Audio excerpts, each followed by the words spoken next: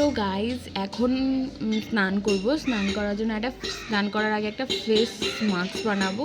তো চলো আগে বানিয়ে নিই, তারপর দেখাচ্ছি তোমাদেরকে কি কি ইনগ্রেডিয়েন্টস আছে তোমাদের এটার মধ্যে প্রথমে নিয়েছি আমি দুধ।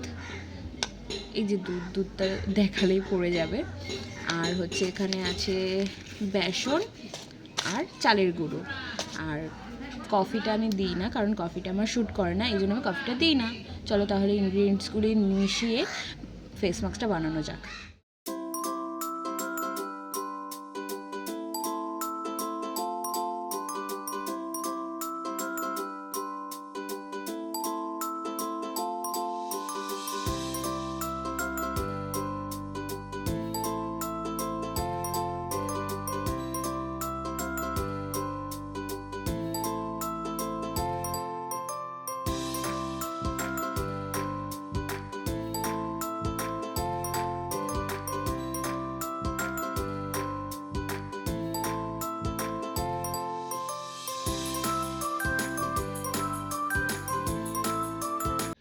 তো গাইস ফেস মাস্ক লাগানো হয়ে গেছে, এখন যাব স্নান করতে। মানে ফেস মাস্কটা 5 মিনিট রেখে তারপর স্নান করে এসে আজকের জন্য এতটাই।